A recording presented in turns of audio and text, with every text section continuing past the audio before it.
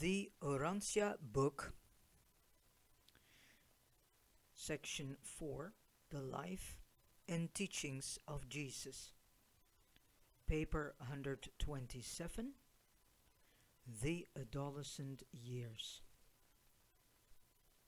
As Jesus entered upon his adolescent years, he found himself the head and sole support of a large family.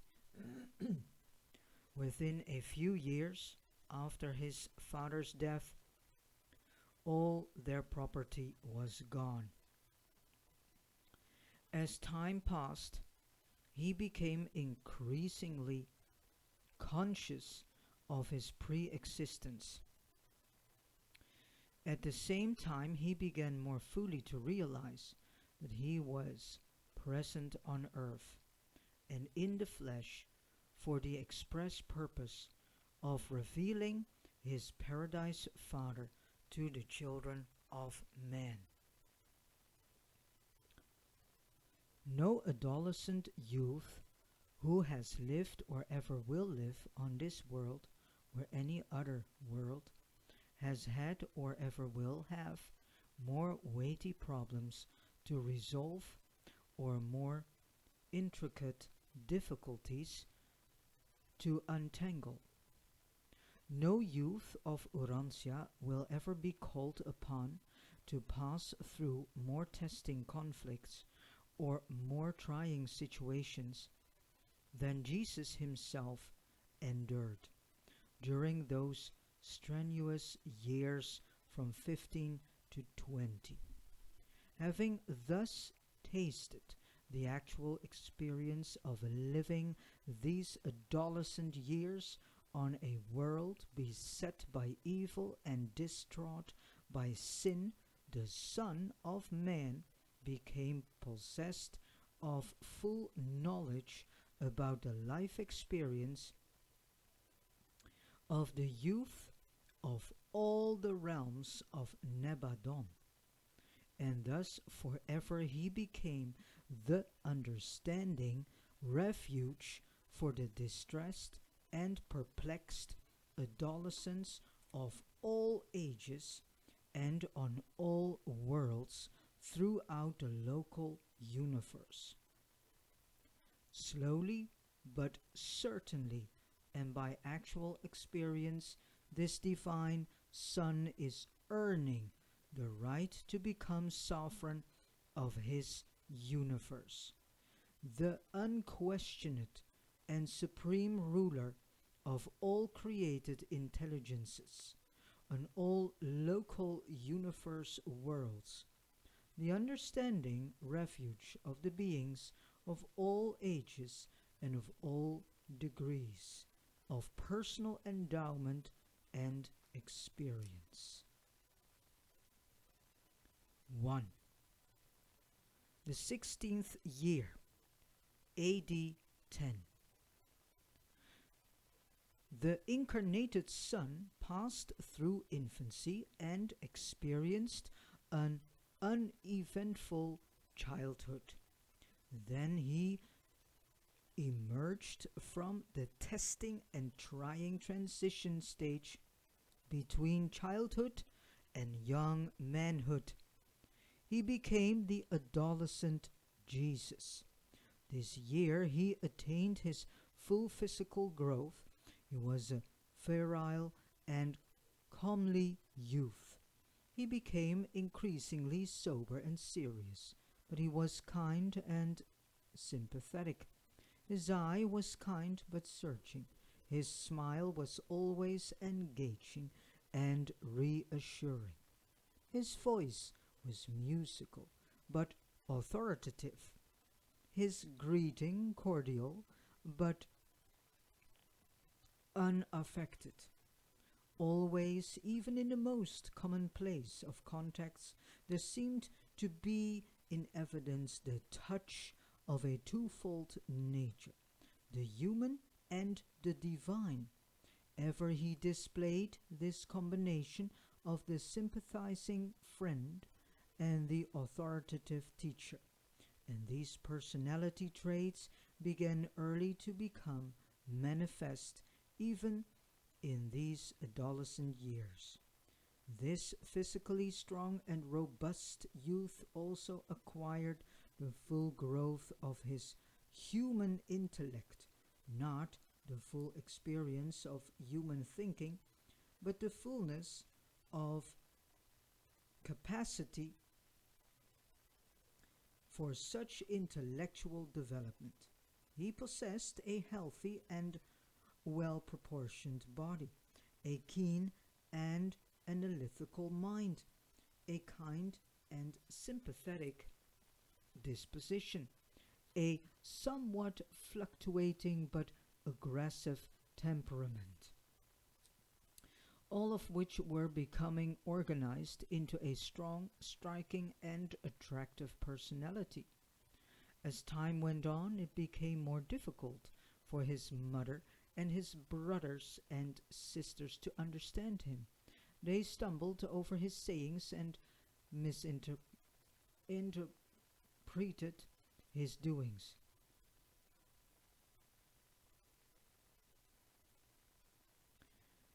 They were all unfitted to comprehend their eldest brother's life because their mother had given them to understand that he was destined to become the deliverer of the Jewish people.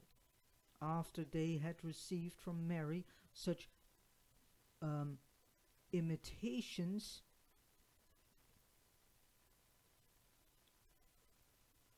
um, sorry, after they had received from Mary such intimations as family secrets, imagine their confusion when Jesus would make frank denials of all such ideas and intentions. This year, Simon started to school and they were compelled to sell another house. James now took charge of the teaching of his three sisters, two of whom were old enough to begin serious study. As soon as Ruth grew up, she was taken in hand by Miriam and Martha. Ordinarily, the girls of Jewish families received little education. But Jesus maintained, and his mother agreed, that girls should go to school the same as boys. And since the synagogue school would not receive them, there was nothing to do but conduct a home school especially for them. Throughout this year, Jesus was closely confined to the workbench. Fortunately, he had plenty of work. He was of such a superior grade that he was never idle, no matter how slack work might be in that region. At times he had so much to do that James would help him. By the end of this year, he had just about made up his mind that he would, after rearing his family and seeing them married, enter publicly upon his work as a teacher of truth and as a revealer of the Heavenly Father to the world. He knew he was not to become the expected Jewish Messiah, and he concluded that it was next to useless to discuss these matters with his mother. He decided to allow her to entertain whatever ideas she might choose, since all he had said in the past had made little or no impression upon her, and he recalled that his father had never been able to say anything that would change her mind.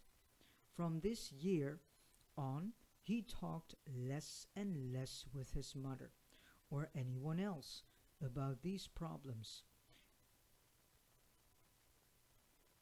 His was such a peculiar mission that no one living on earth could give him advice concerning its prosecution. He was a real, though youthful, father to the family. He spent every possible hour with the youngsters, and they truly loved him. His mother grieved to see him work so hard. She sorrowed that he was day by day toiling at the carpenter's bench, earning a living for the family, instead of being, as they had so fondly planned, at Jerusalem studying with the rabbis. While there was much about her son that Mary could not understand, she did love him, and she most thoroughly appreciated the willing manner in which he shouldered the responsibility of the home. 2. The 17th year, AD 11. At about this time there was considerable aggregation, especially at Jerusalem and in Judea, in favor of rebellion against the payment of taxes to Rome. There was coming into existence a strong nationalist party, presently to be called the Zealots. The Zealots, unlike the Pharisees, were not willing to await the coming of the Messiah. They proposed to bring things to a head through political revolt. A group of organizers from Jerusalem arrived in Galilee and were making good headway until they reached Nazareth.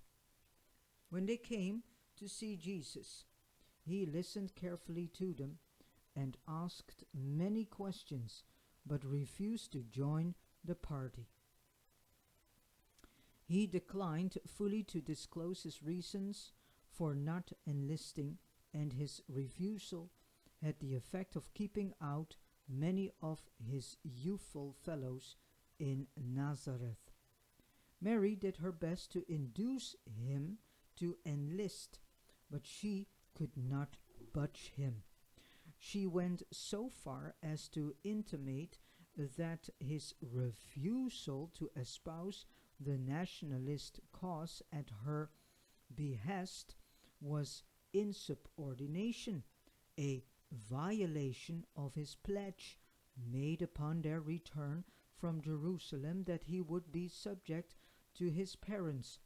But in answer to this insinuation, he only laid a kindly hand on her shoulder and, looking into her face, said, "My mother, how could you?"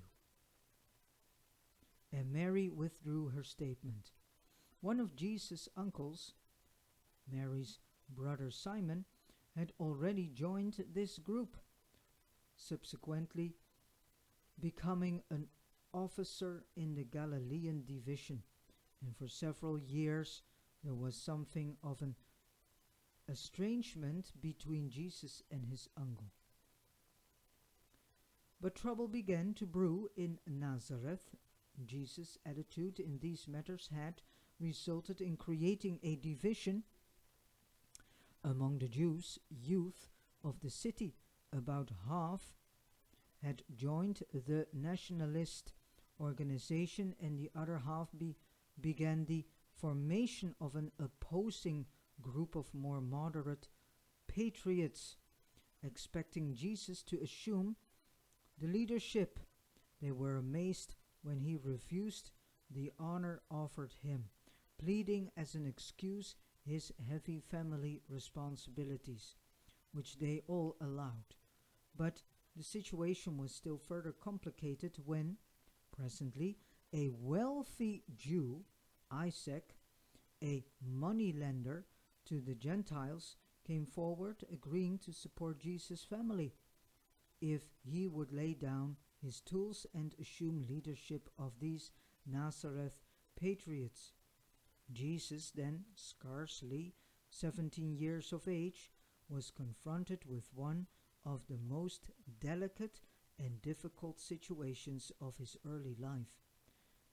Patriotic issues, especially when complicated by tax gathering foreign oppressors, are always difficult for spiritual leaders to relate themselves to, and it was doubly so in this case, since the Jewish religion was involved in all this agitation agitation against Rome.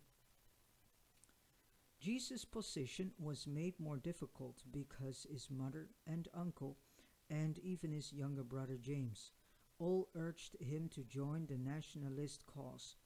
All the better Jews of Nazareth had enlisted, and those young men who had not joined the movement would all enlist the movement. Jesus changed his mind. He had but one wise counselor in all Nazareth, his old teacher, the Chazan, who counseled him about his reply to the citizens' committee of Nazareth when they came to ask for his answer to the public appeal which had been made.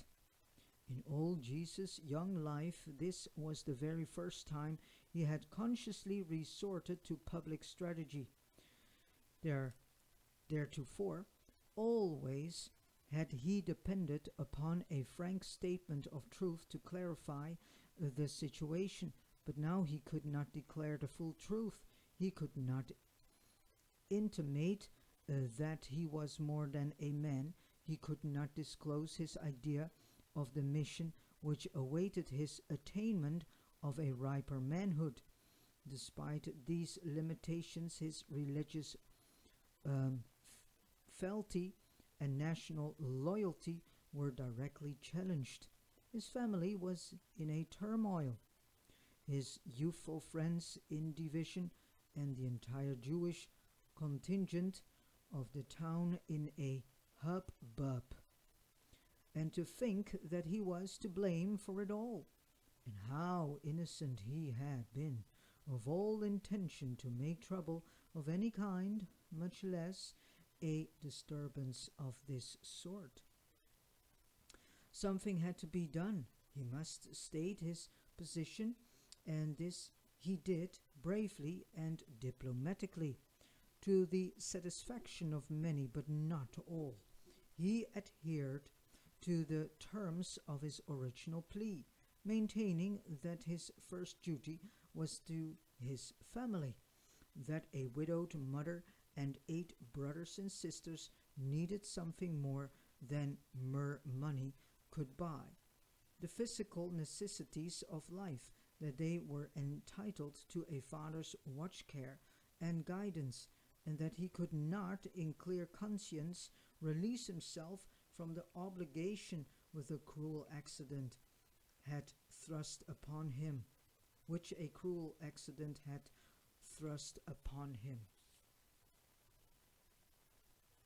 He paid compliment to his mother and eldest brother for being willing to release him, but reiterated that loyalty to a dead father forbade his leaving the family, no matter how much money was forthcoming for their material support, making his never to be forgotten statement that money cannot love.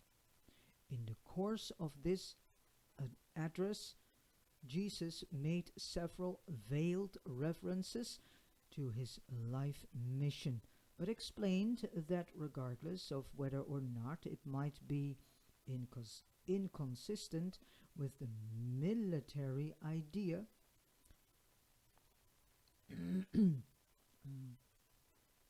it, along with everything else in his life, had been given up in order that he might be able to discharge faithfully his obligation to his family.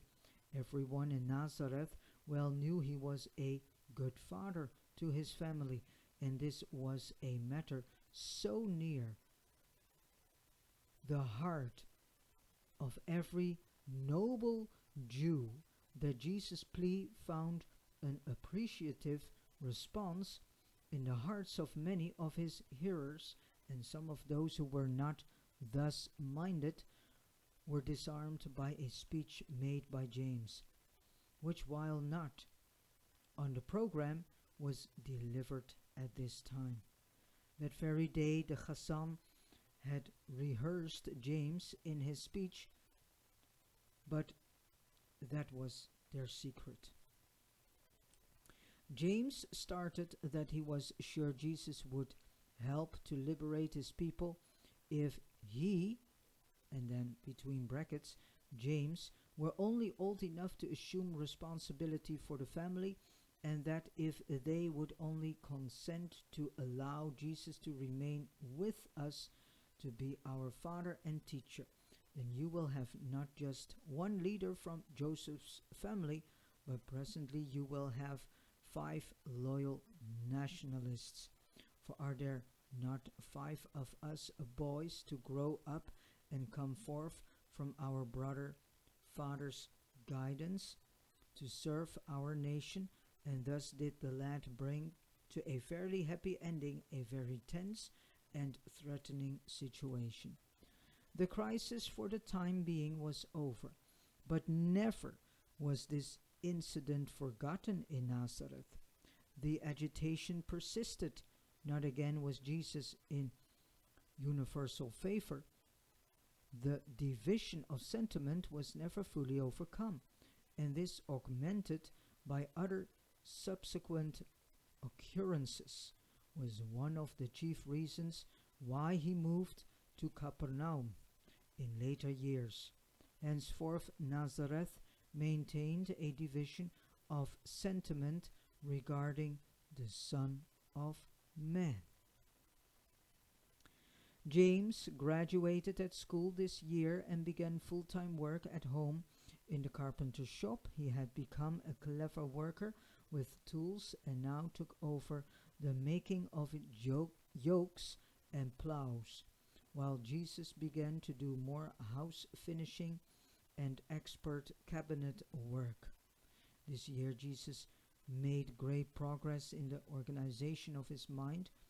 Gradually he had brought his divine and human natures together, and he accomplished all this organization of intellect by the force of his own decisions, and with only the aid of his indwelling monitor, just such a monitor as all normal mortals on all post-bestowal sun worlds have within their minds. So far, nothing supernatural had happened in this young man's career except the visit of a messenger dispatched by his elder brother Emmanuel, who once appeared to him during the night at Jerusalem. 3. The 18th year, AD 12.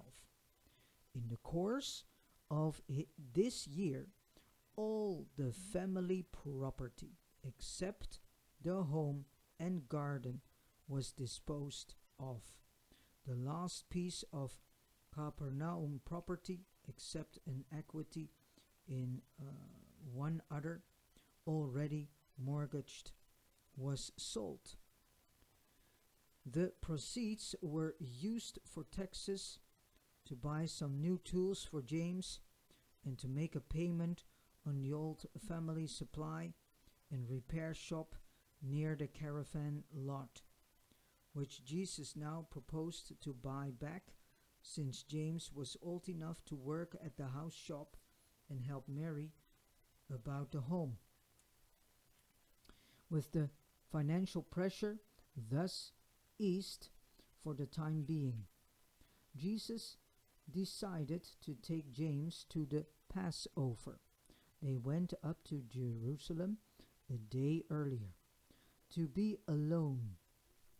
Going by way of Samaria, they walked, and Jesus told James about the historic places and route as his father en route, as his father had taught him on a similar journey 5 years before. In passing through Samaria, they saw many strange sights. On this journey, they talked over many of their problems, personal, family, and national. James was a very religious type of lad, and while he did not fully agree with his mother regarding the little he knew of the plans concerning Jesus' life work, he did look forward to the time when he would be able to assume responsibility for the family so that Jesus could begin his mission. He was very appreciative of Jesus taking him up to the Passover, and they talked over the future more fully than ever before. Jesus did much thinking as they journeyed through Samaria, particularly at Bethel, and when drinking from Jacob's well, he and his brother discussed the traditions of Abraham, Isaac, and Jacob. He did much to prepare James for what he was about to witness at Jerusalem, thus seeking to lessen the shock such as he himself had experienced on his first visit to the temple. But James was not so sensitive to some of these sights. He commented on the perfunctory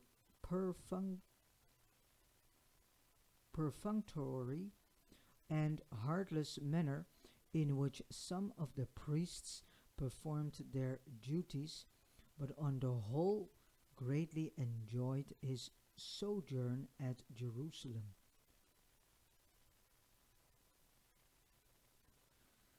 Jesus took James to Bethany for the Passover supper.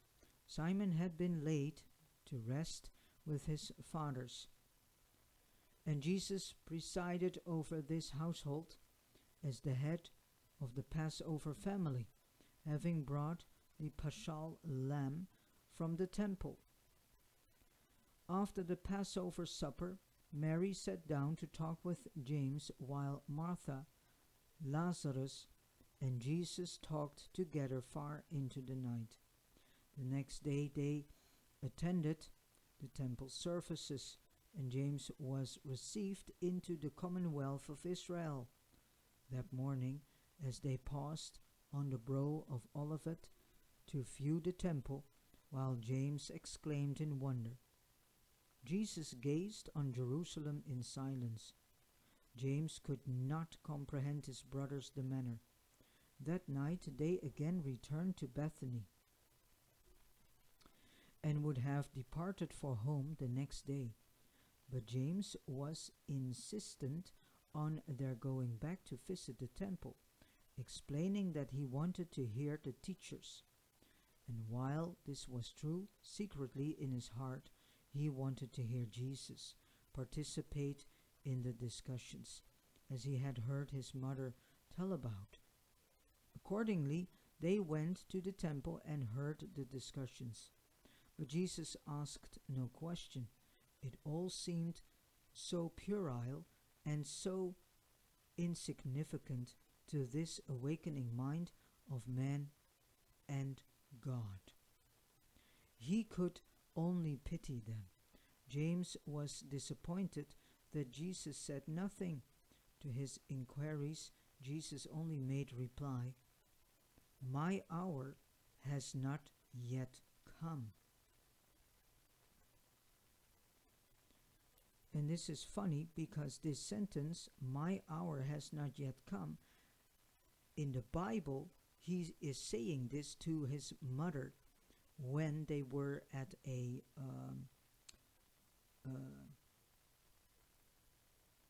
wedding feast. But I can't remember that in the Bible he is saying this to his brother James. So this is some thing we can think of, you know, what and how things are really being said by himself. The next day they journeyed home by Jericho and the Jordan Valley, and Jesus recounted many things by the way, including his former trip over this road when he was 13 years old. Upon returning to Nazareth, Jesus began work in the old family repair shop and was greatly cheered by being able to meet so many people each day from all parts of the country and surrounding districts. Jesus truly loved people, just common folks. Each month he made his payments on the shop and with James's help continued to provide for the family. Several times a year, when visitors were not present, thus to function, Jesus continued to read the Sabbath scriptures at the synagogue and many times offered comments on the lesson. But usually he so selected the passages that comment was unnecessary. He was skillful, so arranging the order of the reading of the various passages that the one would illuminate the other. He never failed, weather permitting, to take his brothers and sisters out on Sabbath afternoons for their nature strolls.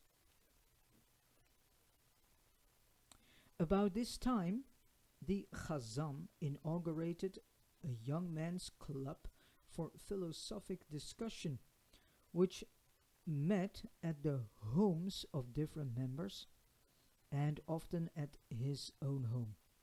And Jesus became a prominent member of this group. By this means, he was enabled to regain some of the local prestige which he had lost at the time of the recent nationalistic controversies. His social life, while restricted, was not wholly neglected. He had many warm friends and stanch admirers among both the young men and the young women of Nazareth. In September, Elizabeth and John came to visit the Nazareth family. John, having lost his father, intended to return to the Judean hills to engage in agriculture and sheep raising, unless Jesus advised him to remain in Nazareth to take up carpentry or some other line of work. They did not know that the Nazareth family was practically penniless.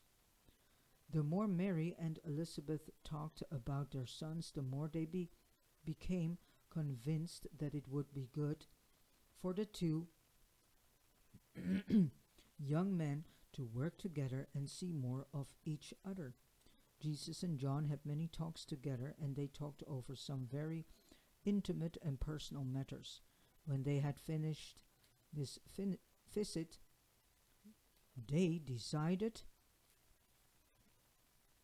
not again to see each other until they should meet in their public service after the Heavenly Father should call them to their work. John was tremendously impressed by what he saw at Nazareth, that he should return home and labor for the support of his mother. He became convinced that he was to be a part of Jesus' life mission, but he saw that Jesus was to occupy many years with the rearing of his family. So he was much more content to return to his home and settle down to the care of their little farm and to minister to the needs of his mother. And never again did John and Jesus see each other until that day by the Jordan, when the Son of Man presented himself for baptism.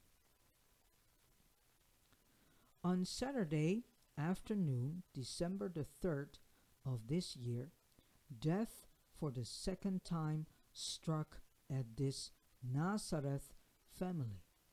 Little Amos, their baby brother, died after a week's illness with a high fever. After passing through this time of sorrow with her firstborn son as her only support, Mary at last, and in the fullest sense, recognized Jesus as the real head of the family, and he was truly a worthy head. For 4 years, their standard of living had steadily declined. Year by year, they felt the pinch of increasing poverty. By the close of this year, they faced one of the most difficult experiences of all their uphill struggles. James had not yet begun to earn much, and the expenses of a funeral on top of everything else staggered them. But Jesus would only say to his anxious and grieving mother, "Mother Mary, sorrow will not help us. We are all doing our best, and mother's smile, perchance, might even inspire us to do better. Day by day, we are strengthened for these tasks by our hope of better days ahead." His sturdy and practical optimism was truly contagious. All the children lived in an atmosphere of anticipation of better times and better things, and this hopeful courage contributed mightily to the development of strong and noble characters, in spite of the depressiveness of their poverty. So this is a beautiful, beautiful lesson that we can learn and integrate in our daily lives in this time frame that we are in, 2024. And there are so many people in this world complaining that they can't buy this, that they can't have that they can't fulfill the lusts of their flesh. But maybe we should stop complaining and take a lesson of this Nazareth family, and especially take an example of how Jesus was leading this family and brought this family through each and every struggle. Yeah, so they didn't got that money anymore. They were on the level of poverty, but Jesus helped them to overcome the situation. And so we need to ask Jesus' help to overcome situations in our life that we are dealing with. No matter if it's poverty or what else, doesn't matter.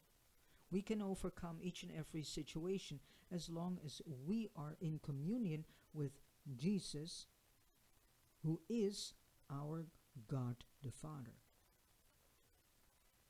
Jesus possessed the ability effectively to mobilize all his powers of mind, soul, and body on the task immediately in hand. He could concentrate his deep thinking mind on the one problem which he wished to solve, and this in connection with his untiring patience. So this is another lesson we can learn from Jesus, because let's be honest, we are very impatient folk. The children of God, and do not say that you are very patient, because each child of God here on earth has a certain level of impatience.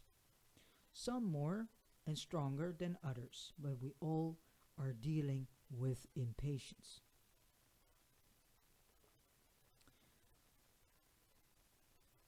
enabled him serenely to endure the trials of a difficult mortal existence, to live as if he were seeing him who is invisible. So, him, the Father, God Himself, the Paradise Father. 4. The 19th year, AD 13.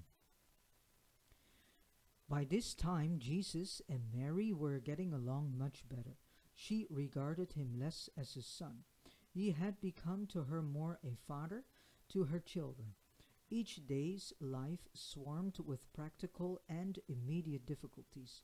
Less frequently they spoke of his life work, for as time passed, all their thought was mutually devoted to support and upbringing of their family of 4 boys and 3 girls. By the beginning of this year, Jesus had fully won his mother to the acceptance of his methods of child training. The positive injunction to do good in the place of the older Jewish method of forbidding to do evil. In his home and throughout his public teaching career, Jesus invariably employed the positive form of exhortation. Always and everywhere did he say, "You shall do this. You ought to do that." Never did he employ the negative mode of teaching derived from the ancient taboos. Jesus was also a taboo breaker. He refrained from placing emphasis on evil by forbidding it, while he exalted the good by commanding its performance. Prayer time in this household was the occasion for discussion anything and everything relating to the welfare of the family. Jesus began wise discipline upon his brothers and sisters at such an early age that little or no punishment was ever required to secure their prompt and wholehearted obedience.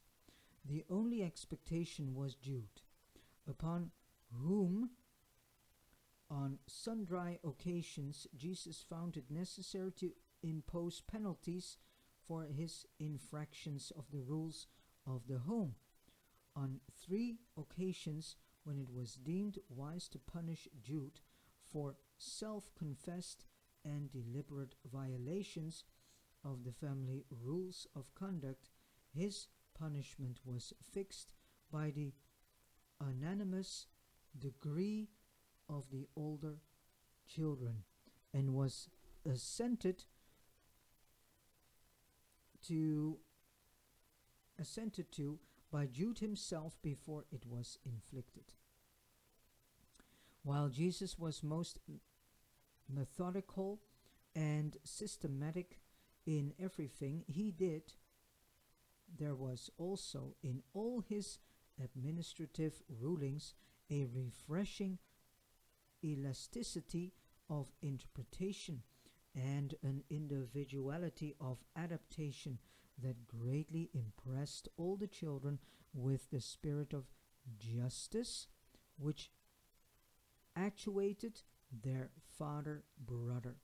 He never arbitrarily disciplined his brothers and sisters, and such uniform fairness and personal consideration greatly endeared Jesus to all his family. James and Simon grew up trying to follow Jesus' plan of placating their bellicose and sometimes irate playmates by persuasion and non-resistance, and they were fairly successful.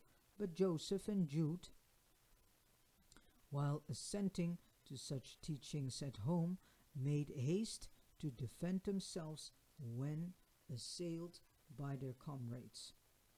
In particular was Jude guilty of violating the spirit of these teachings, but non-resistance was not a rule of the family.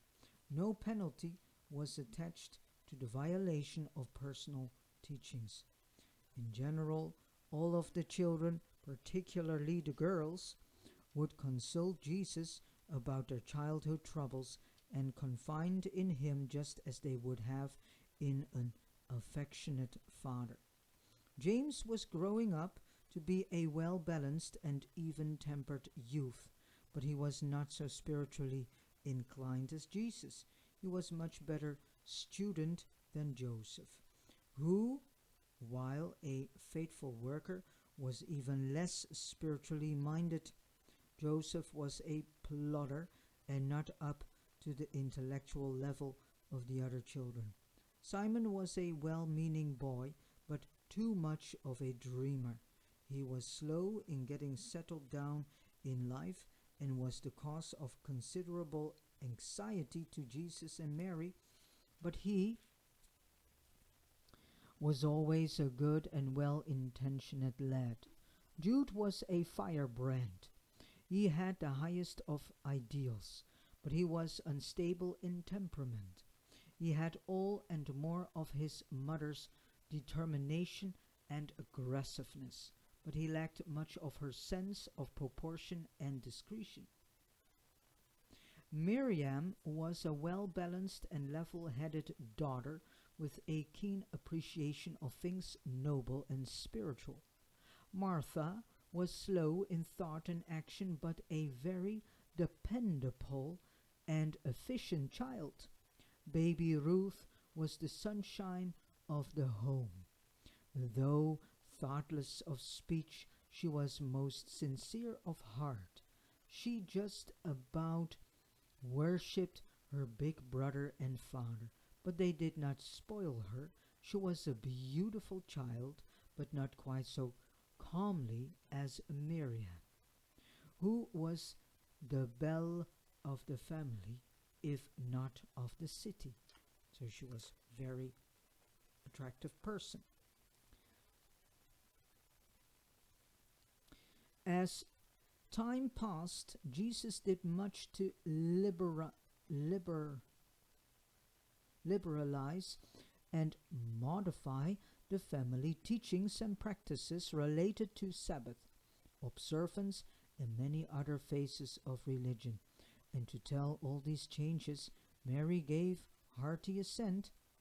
By this time, Jesus had become the unquestioned head of the house. This year, Jude started to school, and it was necessary for Jesus to sell his harp in order to defray these expenses. Thus disappeared the last of his recreational pleasures. He much loved to play the harp when tired in mind and weary in body, but he comforted himself with the thought that at least the harp was safe from seizure by the tax collector. 5.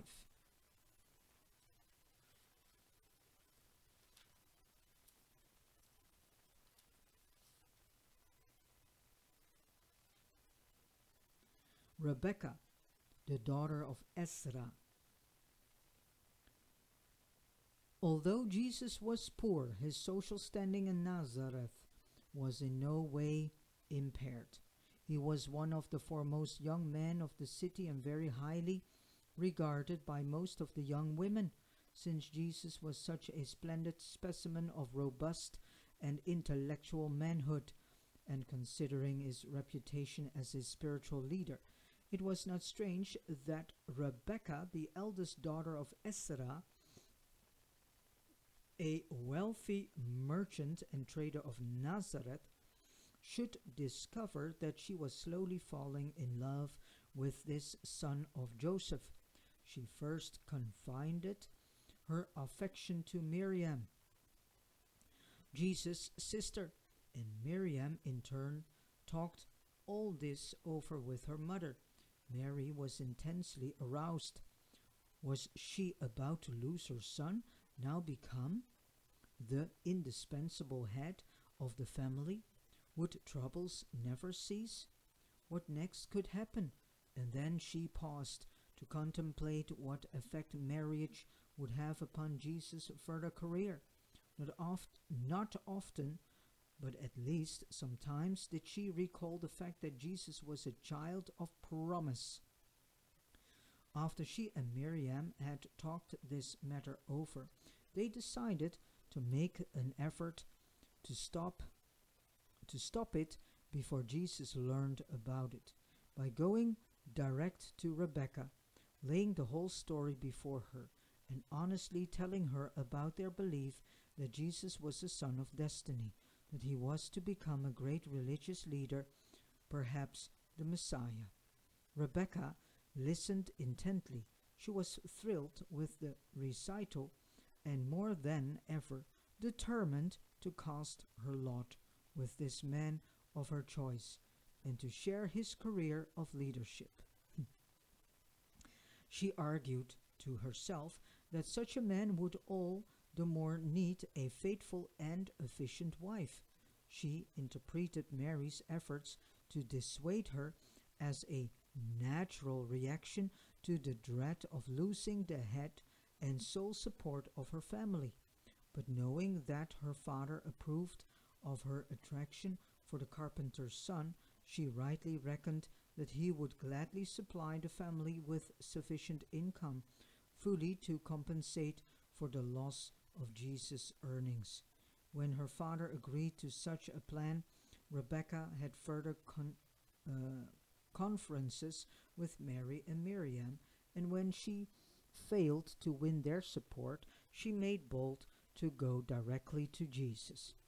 This she did with the cooperation of her father, who invited Jesus to their home for the celebration of Rebecca's 17th birthday. Jesus listened attentively and sympathetically to the recital of these things, first by the father, then by Rebecca herself. He made kindly reply to the effect that no amount of money could take the place of his obligation personally to rear his father's family, to fulfill the most sacred of all human trusts, loyalty to one's own flesh and blood.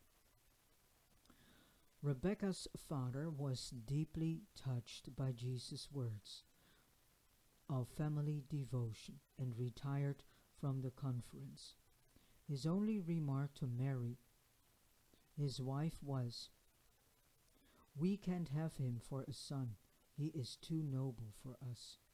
Then began that eventful talk with Rebecca.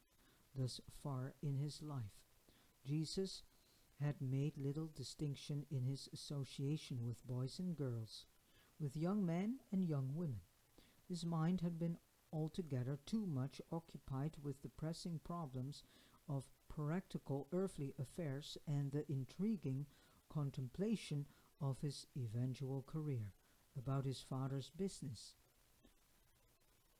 ever to have given serious consideration to the consummation of personal love in human marriage.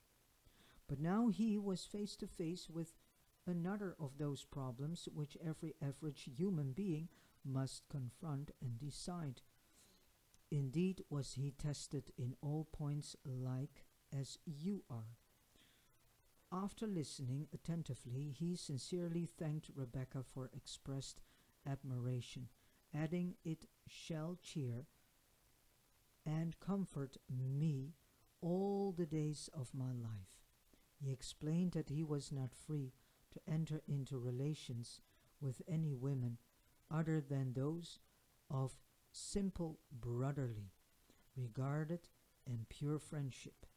He made it clear that his first and paramount duty was the rearing of his father's family, that he could not consider marriage until that was accomplished. And then he added, "If I am a son of destiny, I must not assume obligations of lifelong duration until such a time as my destiny shall be made manifest." Rebecca was heartbroken. She refused to be comforted and importuned her father to leave Nazareth until he finally consented to move to Sepphoris. In after years, to the many men who sought her hand in marriage, Rebecca had but one answer. She lived for only one purpose, to await the hour when this, to her, the greatest man who ever lived, would begin his career as a teacher of living truth.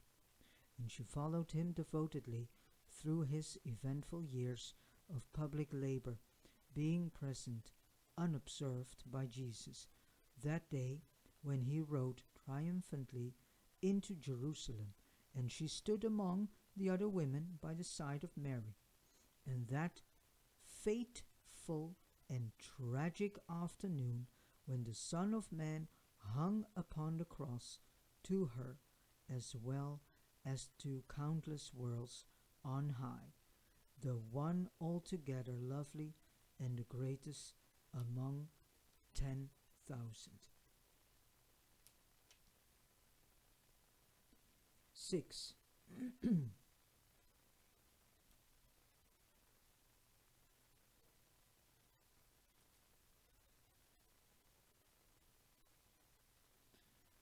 His 20th year, AD 14. The story of Rebecca's love for Jesus was whispered about Nazareth and later on at Capernaum, so that while in the years to follow many women loved Jesus even as men loved him, not again did he have to reject the personal proffer of another good woman's devotion.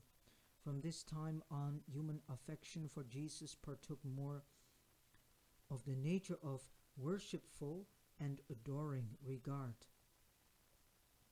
Both men and women loved him devotedly and for what he was, not with any tinge of self-satisfaction or desire for affectionate possession, but for many years, whenever the story of Jesus' human personality was recited, the devotion of Rebecca was recounted. Miriam, knowing fully about the affair of Rebecca and knowing how her brother had forsaken even the love of a beautiful maiden, not realizing the factor of his future career of destiny, came to idealize Jesus and to love him with a touching and profound affection as for a father as well as for a brother. Although they could hardly afford it, Jesus had a strange longing to go up to Jerusalem for the Passover. His mother, knowing of his recent experience with Rebecca, wisely urged him to make the journey. He was not markedly conscious of it, but what he most wanted was an opportunity to talk with Lazarus and to visit with Martha and Mary. To his own family, he loved these three most of all. In making this trip to Jerusalem, he went by way of Megiddo, Antipatris, and Lydda, in part covering the same route traversed when he was brought back to Nazareth on the return from Egypt. He spent 4 days going up to the Passover and thought much about the past events which had transpired in and around Megiddo, the international battlefield of Palestine. Jesus passed on through Jerusalem, only pausing to look upon the temple and the gathering throngs of visitors. He had a strange and increasing aversion to this Herod-built temple, with its politically appointed priesthood. He wanted most of all to see Lazarus, Martha, and Mary. Lazarus was the same age as Jesus, and now head of the house, By the time of this visit, Lazarus' mother had also been laid to rest. Martha was a little over 1 year older than Jesus, while Mary was 2 years younger. And Jesus was the idolized ideal of all three of them. On this visit occurred one of those periodic outbreaks of rebellion against tradition, the expression of resentment for those ceremonial practices which Jesus deemed misrepresentative of his Father in heaven. Not knowing Jesus was coming, Lazarus had arranged to celebrate the Passover with friends in an adjoining village down the Jericho road. Jesus now proposed that they celebrate the feast where they were, at Lazarus' house. But, said Lazarus, we have no paschal lamb. And then Jesus entered upon a prolonged and convincing dissertation to the effect that the Father in heaven was not truly concerned with such childlike and meaningless rituals. So actually we should think about all the ways that people are celebrating the Father's feasts. And if the majority of these people are not celebrating it in a religious way still. After solemn and fervent prayer they rose, and Jesus said, "Let the childlike and darkened minds of my people serve their God. As Moses directed, it is better that they do, but let us who have seen the light of life no longer approach our Father by the darkness of death. Let us be free in the knowledge of the truth of our Father's eternal love."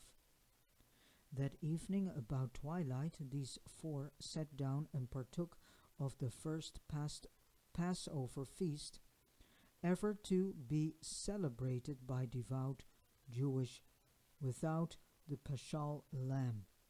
The unleavened bread and the wine have been made ready for this Passover, and these emblems, which Jesus termed the bread of life and the water of life, he served to his companions, and they ate in solemn conformity with the teachings just imparted.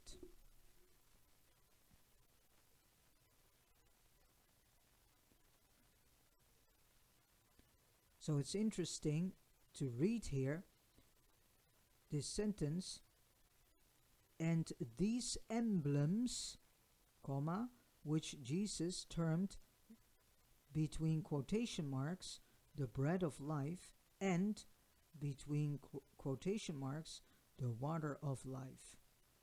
So it's interesting to see this, to hear this and to read this.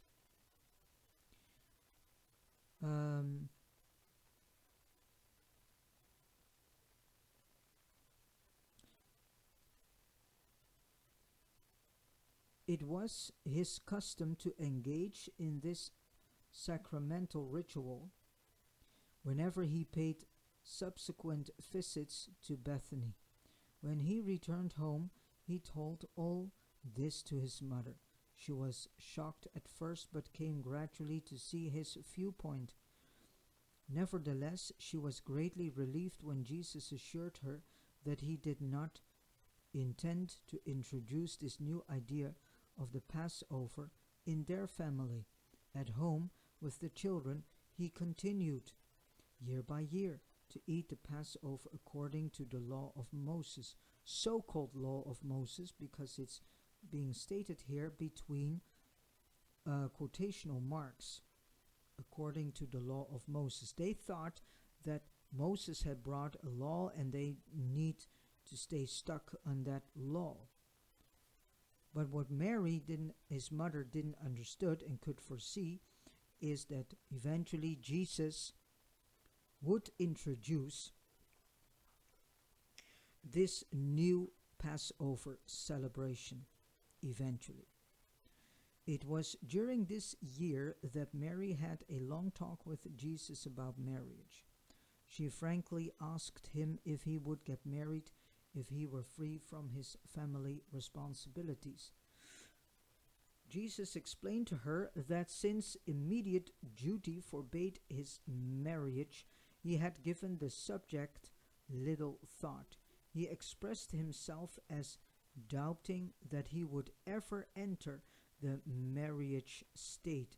He said that all such things must await. My hour, the time when my Father works, must begin. Having settled already in his mind that he was not to become the father of children in the flesh, he gave very little thought to the subject of human marriage. Well, better said, if you go back to the audio video about the bestowals of Christ Michael, the seven bestowals of Christ Michael, then in the last section, I read that Emmanuel had said, and this was an order that was coming from Selfington or Sonarrington,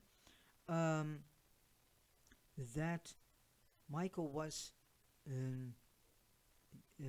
forbidden to engage himself in political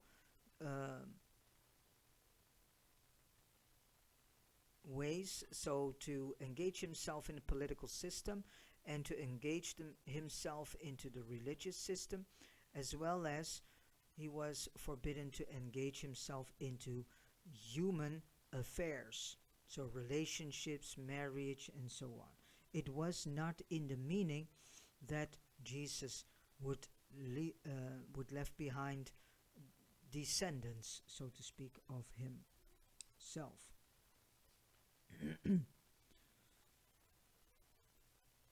This year he began anew the task of further weaving his mortal and divine natures into a simple and effective human individuality, and he continued to grow in moral status and spiritual understanding. Although all their Nazareth property, except their home, was gone, this year they received a little financial help from the sale of an equity in a piece of property in Capernaum. This was the last of Joseph's entire estate. This real estate deal in Capernaum was with a boat builder named Zebedee. Joseph graduated at the synagogue school this year and prepared to begin work at the small bench in the home carpenter shop. Although the estate of their father was exhausted, there were prospects that they would successfully fight off poverty, since 3 of them were now regularly at work. Jesus is rapidly becoming a man, not just a young man, but an adult. He has learned well to bear responsibility. He knows how to carry on in the face of disappointment. He bears up bravely when his plans are thwarted and his purposes temporarily defeated. So this is a lesson we all can learn from, how to deal and cope and overcome disappointments. Because many people stay stuck in disappointments, and they start to grow into victimhood, and they build grief and bitterness in their heart because of all the disappointments life has brought to them. But disappointment is a part of life. We have struggles in life. That is part of our, you can say, ascension career to become eventually spiritual human beings in an angelic state. So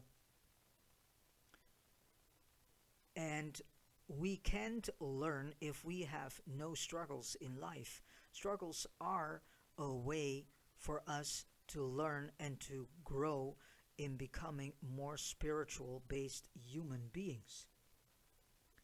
So we can learn from Jesus how he dealt with disappointments.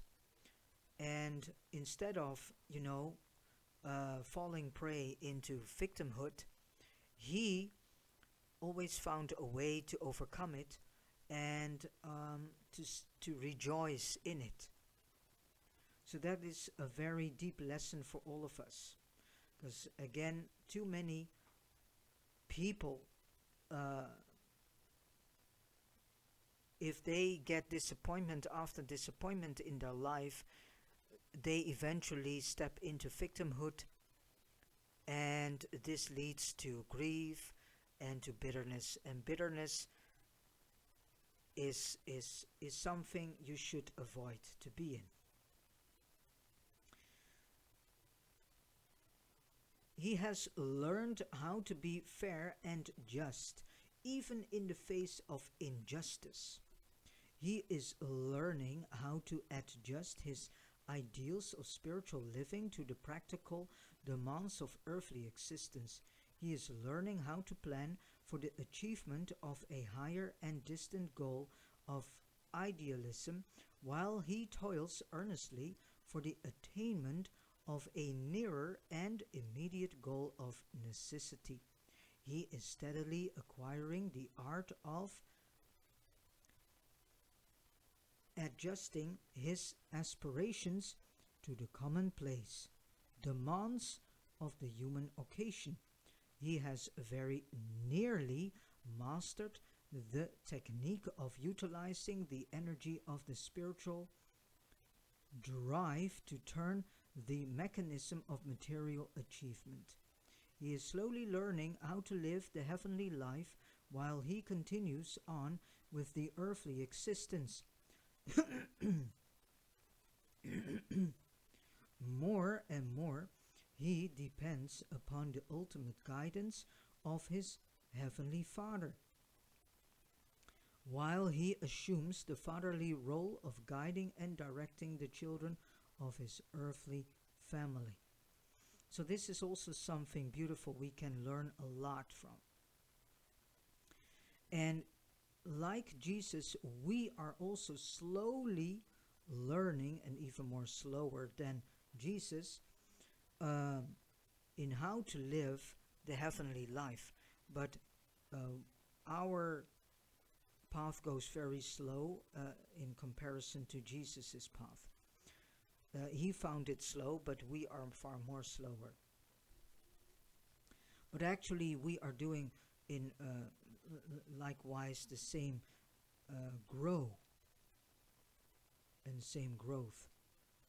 We also are more and more and more learning to live a heavenly life.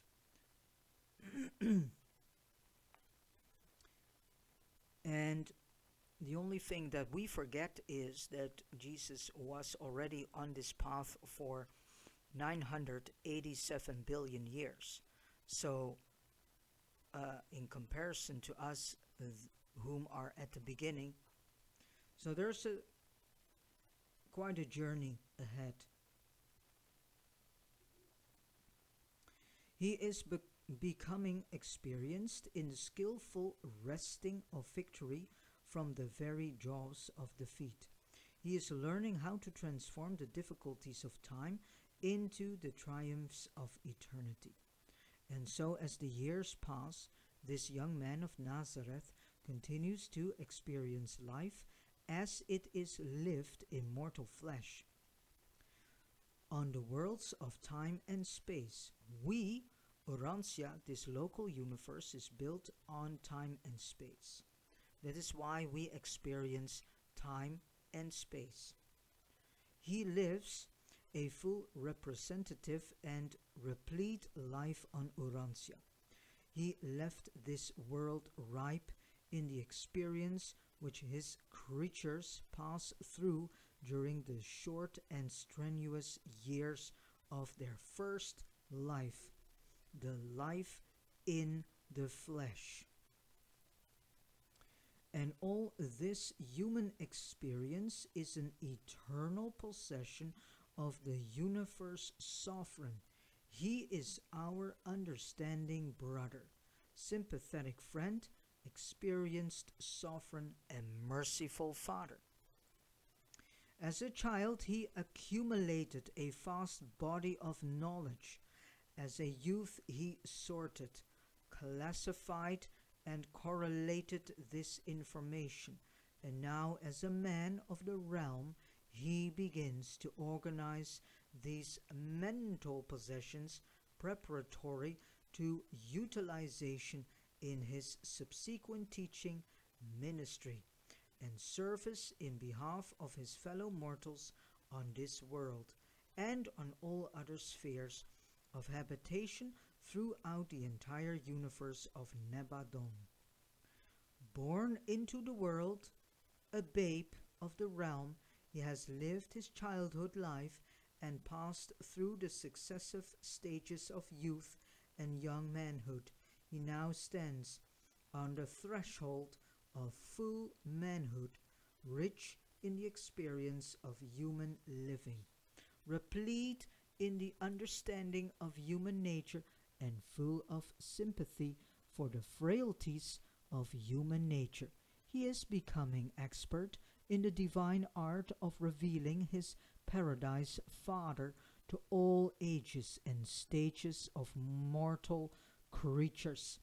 And now, as a full-grown man, an adult of the realm, he prepares to continue his supreme mission of revealing God to man and leading man to God. This is a very beautiful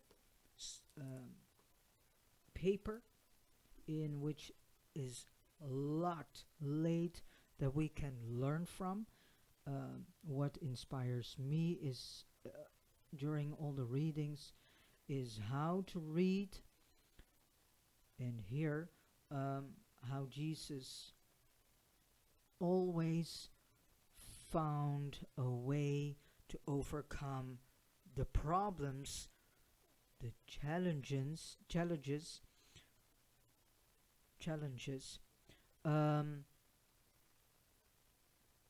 that he met on his path of life here on earth.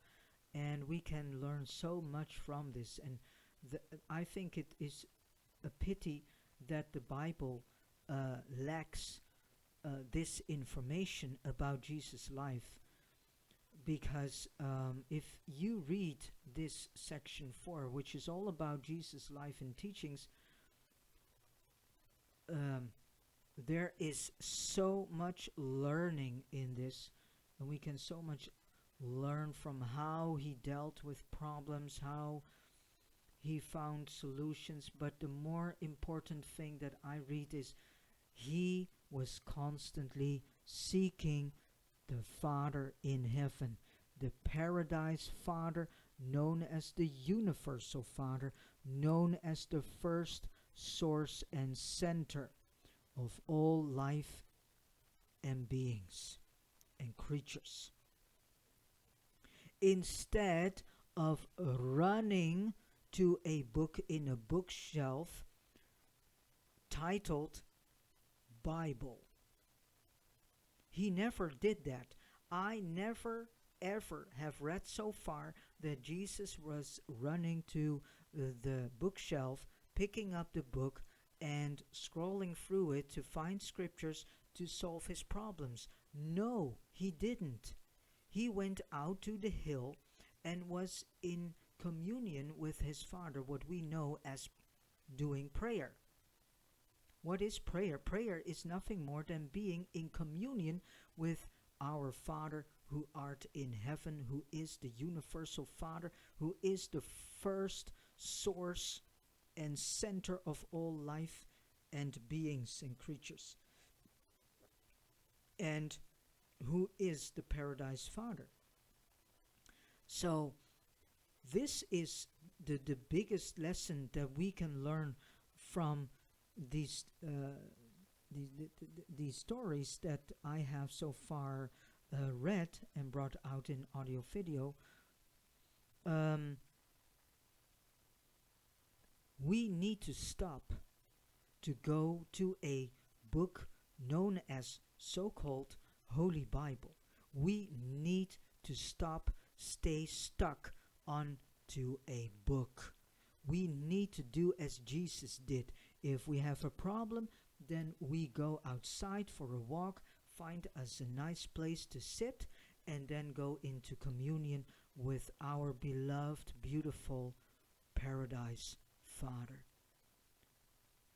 And our Father for this local universe is Jesus, is Michael of Nebadon, who is Michael of Southington, and who is the son of the Paradise Father. So, if we make communion with our Father, we make also communion with Jesus at the same time. All right. Thank you for listening, and God bless you. And the next time will be Jesus' early manhood. So we slowly progress through this section 4, again, all about Jesus' life and teachings. It is very interesting that the Father is asking me to first begin with the last part of the Urantia book instead of beginning with the first part. But he is doing this because he sees that his children do not really know how Jesus has lived here. So he finds it important that we get a deeper understanding of Jesus' life here on earth. As a babe, as an infant, his early childhood, his later childhood, his young manhood, and then his him being an adult. All right. Again, thank you so much for listening, and God bless you.